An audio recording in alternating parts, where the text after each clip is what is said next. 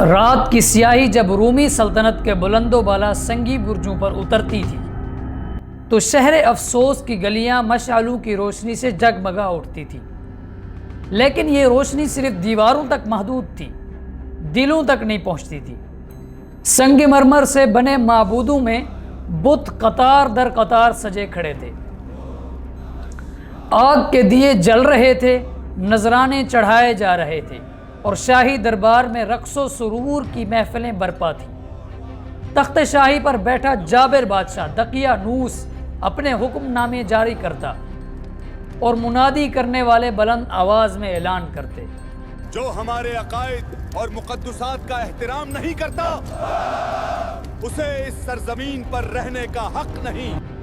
رومی سلطنت کے شہر افسوس میں ایک جابر بادشاہ حکومت کرتا تھا، دقیانوس۔ وہ بہت زیادہ ظالم، جابر اور نافرمان بادشاہ تھا۔ اسی شہر میں چند نوجوان اعلیٰ خاندانوں سے تعلق رکھنے والے شان و شوکت میں زندگی گزارتے تھے، مگر دلوں میں ایک بے چینی تھی۔ یاد رکھو، ہم ظلم سہ رہے ہیں مگر اپنے عقیدے سے پیچھے ہٹنے کو تیار نہیں۔ ایک رات وہ شہر سے باہر ایک خاموش مقام میں جمع ہوئے۔ ان میں سے ایک نے لرزتی مگر پرعزم آواز میں کہا، کیا ہم پتھر کے سامنے جھکیں گے جبکہ ہمارا رب زمین و آسمان کا خالق ہے؟ دوسرے نے آگے بڑھ کر کہا، ہمارا رب ایک ہے، ہم اس کی عبادت کریں گے چاہے ساری دنیا ہمارے خلاف ہو جائے۔ تیسرے نے کہا، اگر سچ کی قیمت جان ہے تو ہم ہر قیمت پر اسے ادا کریں گے۔ یہ باتیں چھپ نہ سکیں، خبر بادشاہ تک پہنچی، دربار سجا، سپاہی تلواریں سنبھالے کھڑے تھے۔ نوجوانوں کو لایا گیا۔ بادشاہ نے غضبناک ہو کر کہا، کیا تم ہمارے معبودوں کو چلوڑ کر کسی اور کو اپنا رب اور سچا حاکم کہتے ہو؟ ایک نوجوان نے ثابت قدمی سے جواب دیا، ہم اس اللہ کو خدا کہتے ہیں جس نے ہمیں پیدا کیا، ہم جھوٹے معبودوں کو نہیں پکاریں گے۔ دربار میں کھلبلی مچ گئی۔ بادشاہ نے دانت پیس کر کہا، میں تمہیں چند دن کی مہلت دیتا ہوں، تم سوچ لو ورنہ موت تمہارا مقدر ہوگی۔ مہلت ختم ہونے سے پہلے ہی انہوں نے شہر چھوڑنے کا فیصلہ کیا۔ رات کے اندھیرے میں وہ نکل پڑے۔ ایک نوجوان نے آسمان کی طرف دیکھ کر کہا، اے اللہ، ہمیں اپنی رحمت عطا فرما اور ہمارے لیے آسانی پیدا کر دے۔ پہاڑ کے دامن میں انہیں ایک کشادہ غار ملا۔ وہ اندر داخل ہوئے۔ اسی لمحے ایک کتا ان کے پیچھے آیا اور دہانے پر بیٹھ گیا۔ ایک نوجوان نے کہا، اسے نرمی سے دور کر دو، اگر یہ بھونکا تو سب کچھ کھل جائے گا۔ مگر دوسرا بولا، چھوڑ دو، شاید یہ بھی ہماری حفاظت کا سبب بن جائے۔ پھر وہ تھکن سے نڈھال ہو کر لیٹ گئے اور ایسی نیند سوئے کہ وقت بھی حیران رہ گیا۔ دن گزرتے گئے، سال بیتتے گئے، صدیاں گزر گئیں، سلطنتیں بدل گئیں، دقیانوس مر گیا، شہر کا نقشہ بدل گیا، مگر وہ نوجوان 309 سال تک اسی طرح سوئے رہے۔ پھر ایک دن ان میں سے ایک نے آنکھ کھولی اور وہ اٹھ بیٹھا۔ ہم کتنی دیر سوئے رہے؟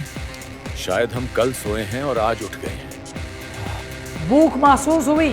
انہوں نے چاندی کا ایک سکہ نکالا۔ ایک نوجوان سے کہا، تم شہر میں جانا اور احتیاط سے جانا، دیکھنا کوئی تمہیں پہچان نہ لے۔ وہ شہر میں داخل ہوا۔ سب کچھ بدلا ہوا تھا، لباس، زبان، عمارتیں۔ وہ حیران رہ گیا۔ ایک دکاندار کے پاس گیا اور بولا،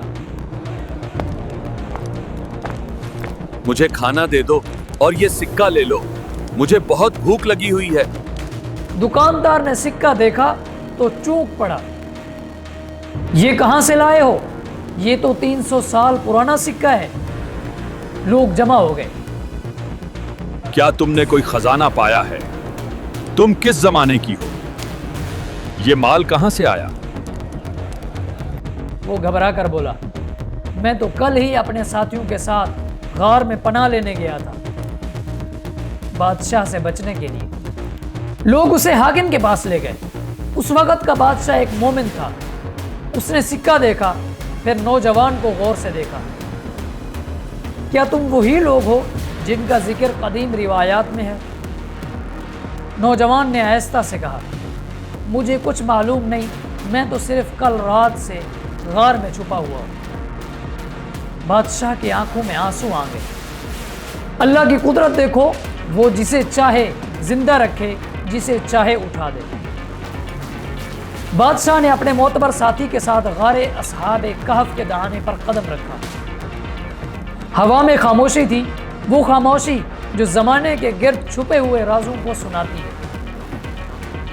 بادشاہ نے گہری سانس لی اور آہستہ سی آواز میں کہا، تم جاؤ اور انہیں کہہ دو کہ ہم یہاں آئے ہیں، ڈرنے کی کوئی بات نہیں کہ اس شہر کی تقدیر بدل چکی ہے، زمانے کی داستان بدل گئی ہے، اور اب سچ کی وہ روشنی ہے جو اندھیروں کو مٹا دیتی۔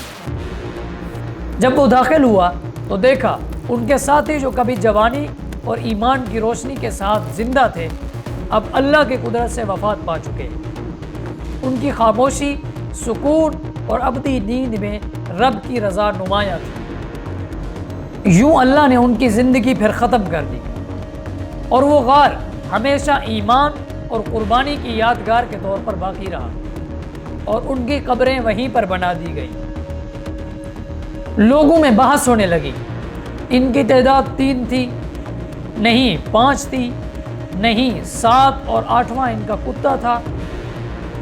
مگر سچ یہ ہے کہ ان کی اصل پہچان تعداد نہیں تھی، بلکہ ان کا مضبوط ایمان تھا۔